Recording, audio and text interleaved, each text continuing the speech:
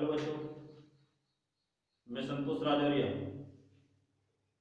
और बायोलॉजी का अगला टॉपिक उसके बारे में हम चर्चा कर रहे हैं। तो दोस्तों, मैंने अब तक जितने भी वीडियो आपके ग्रुप में डाले हैं, अभी तक ऐसा कुछ मुझे दिखाई दे रहा है कि इस ग्रुप के अंदर आपने कोई प्रतिक्रिया नहीं की। अर्थात मैं कहना चाह रहा हूं कि आपने न तो किसी से ये बताया कि कोई ऐसा कोई टॉपिक तो नहीं है जो समझ में नहीं आ रहा हो। हेलो बच्चों, मैं कहना चाह रहा हूं आपसे, सभी बच्चों को रुचि आ रही होगी, मैं तो ये समझता हूं। लेकिन अगर एनीबॉडी प्रॉब्लम, हमारी बायोलॉजी के अंदर कोई भी एनीबॉडी प्रॉब्लम होती है, तो आपके पास मेरा व्हाट्सएप नंबर है। उसके साथ साथ आप कॉल करके भी पूछ सकते हैं कि कोई पॉइंट में क्या प्रॉब्लम है। नहीं तो आप व्हाट्सएप पर ही आपका जो ग्रुप चल रहा है उसके अंदर आप अपना मैसेज भेज सकते हैं मेरे पास, जिससे मैं समझ जाऊंगा। इसलिए सभी बच्चों से मेरा ये कहना है कि थोड़ा रुचि लें, समय का विशेष ध्यान रखें, क्योंकि समय बार बार नहीं आएगा दोस्तों। क्यों ऐसी स्थिति यह है कि थोड़ा समय निकल रहा है, हमारा कोर्स भी निकल रहा है, तो ये विशेष ध्यान रखेंगे एक टॉपिक, क्योंकि मैं देख रहा हूँ बार बार आपके पास वीडियो जा रही है पर डे, लेकिन कोई हमारे पास प्रतिक्रिया नहीं है। जो हमने सर ने पहले भी बताया था मैसेज भेजकर, तो सभी रुचि लें, प्रतिक्रिया दिखाएं, समझें, समझ में नहीं आता है हमें क्लियर करें। तो अगला पॉइंट, रोपण विधि की तीसरी विधि है क्रीट या मुकुट रोपण। कौन सी है? क्रीट या मुकुट रोपण। नाम है मुकुट रोपण। इसमें स्कंद की मोटाई, इसके अंदर क्रीट के अंदर इसमें इस स्कंद की मोटाई कलम से कई गुना होती है। अर्थात जो कलम है और स्कंद है दोनों ही है, तो कलम की मोटाई स्कंद की मोटाई होगी वो अधिक होगी, बहुत अधिक। इसका मतलब कई गुना। और दूसरी है कलम, इसकी कम होगी, ना के बराबर। जब स्कंद के आकार बड़ा हो जाएगा ना, और आपका कलम का आकार बहुत छोटा है, तो एक स्कंद के ऊपर, कौन से स्कंद के ऊपर? एक स्कंद के ऊपर, एक स्कंद के ऊपर अनेक कलम लगाई जा सकती हैं या रोपित की जा सकती हैं।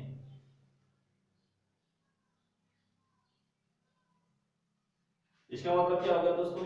ये इसका मतलब है कि कलम और स्कंद दोनों, कलम के अंदर कलम की मोटाई कम है, स्कंद की मोटाई बहुत अधिक है। तो ऐसी स्थिति में एक स्कंद पर अनेक कलम लगाई जाएंगी। इसका मतलब ये भी है कि अच्छे गुण, कितने भी गुण हो सकता है उसके अंदर, एक कलम के अंदर अलग गुण हो, दूसरे के अंदर अलग गुण हो, उच्च गुणवत्ता वाला पौधा हम प्राप्त कर सकते हैं। किसके अंदर? कौन सी विधि से? क्रीट या मुकुट रोपण, क्योंकि इसका नाम ही क्रीट या मुकुट रोपण। अर्थात स्कंद का आकार बड़ा, कलम का आकार बहुत छोटा, अपेक्षाकृत छोटा, तो एक स्कंद के ऊपर अनेक कलम। समझ में आया दोस्तों? तो ऐसी स्थिति में जब ये लगा दी जाएगी, तो लगाने के बाद हम देखेंगे कि दोनों लगाने के बाद इसको कसकर बांध देंगे। जो पहले हुआ करता था रोपण के अंदर, रोपण की विधि चल रही है, दोनों को रस्सी से कसकर बांधेंगे। तो कसकर बांधने के बाद इसकी जो एड़ा है, एड़ा का मतलब कैम्बियम है दोस्तों। समझ में आया कैम्बियम क्या होता है? ये हमने पहले पढ़ रखा है। इसके अंदर कैम्बियम, जैसे एपिडर्मिस होता है, एपिडर्मिस के बाद एंडोडर्मिस होता है, एंडोडर्मिस के बाद कॉर्टेक्स होता है, कॉर्टेक्स के बाद कैम्बियम आता है, और उसके बाद पिथ होता है। ये आपने कक्षा 11 में पढ़ा था, बायोलॉजी के अंदर हमने पढ़ाया था डाइकोटिलेडोनस स्टेम या मोनोकोटिलेडोनस स्टेम, एक बीजपत्री या द्विबीजपत्री तने के अंदर। ऐसी स्थिति में किसी को कोई प्रॉब्लम नहीं होगी। अगर प्रॉब्लम है तो बताएंगे कि ऐसी स्थिति में अनेक कलम लगाएंगे। तो और अगला पॉइंट देखते हैं हम कि आपसे पूछता है कि एक से अधिक पौधे में प्राप्त करने, एक से अधिक, तो कौन सा पौधा प्राप्त कौन सी विधि से करेंगे? क्रीट या मुकुट रोपण से। कितनी भी क्वालिटी कर लो, एक स्कंद के ऊपर अनेक क्वालिटी उत्पन्न करना। थैंक। और अगली विधि है दोस्तों कलिका रोपण। कौन सी? कलिका रोपण। तो उसके बारे में चर्चा करेंगे, कलिका रोपण के बारे में। चौथे नंबर की विधि कलिका रोपण।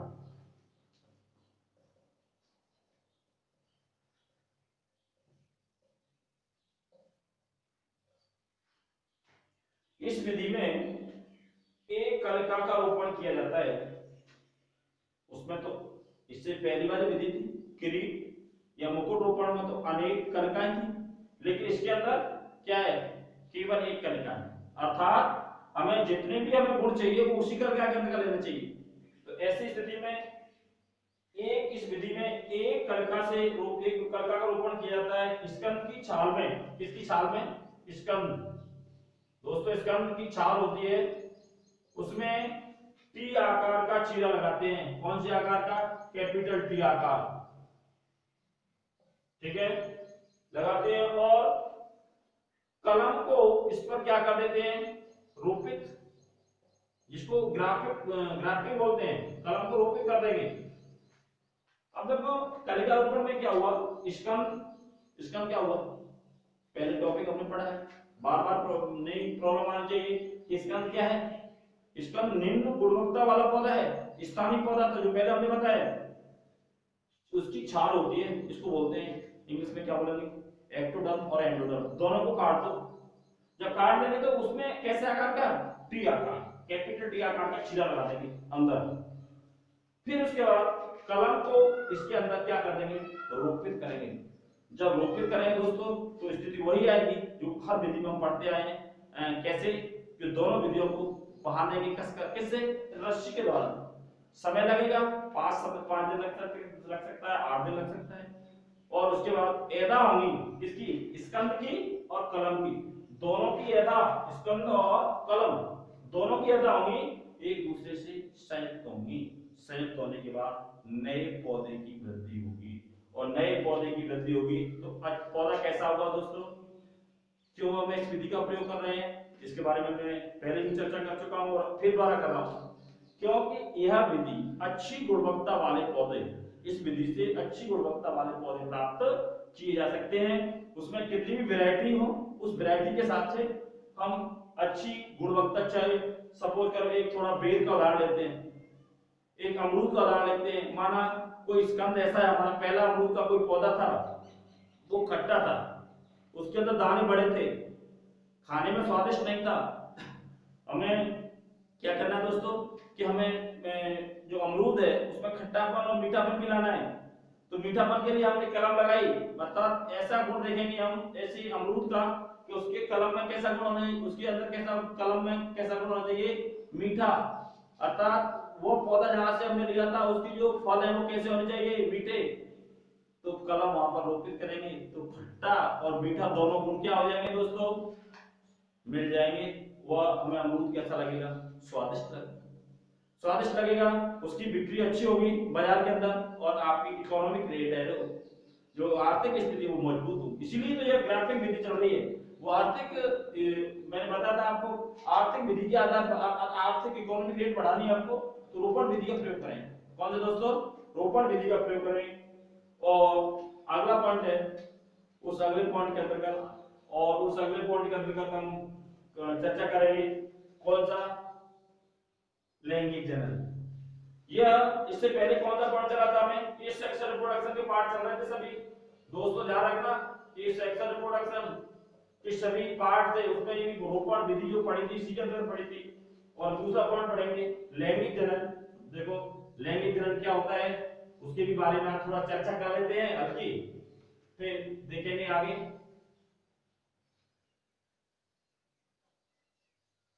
कौन सा पॉइंट दोस्तों? सेकंड जो जनन था वो था लैंगिक जनन।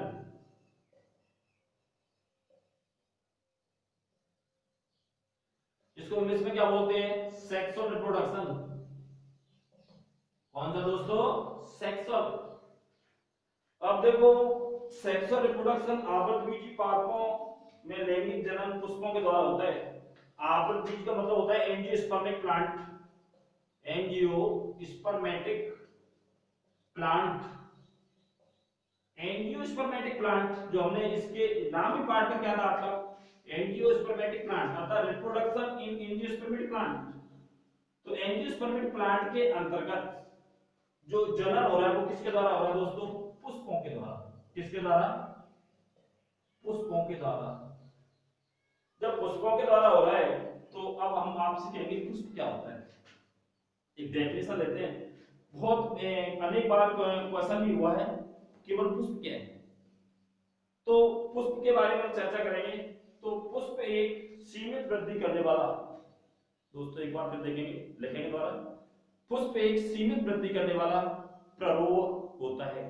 अर्थात जो पुष्प होगा वो सीमित वृद्धि करेगा, वो प्ररोह, प्ररोह कहते हैं ऊपर वाला पार्ट, वह क्या कहलाएगा? पुष्प। एक बार फिर देखेंगे, अर्थात पुष्प क्या है?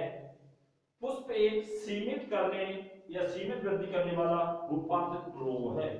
पुष्प एक सीमित वृद्धि करने वाला रूपांतरित प्ररोह है, उसे क्या बोलेंगे? पुष्प बोलेंगे, फ्लावर।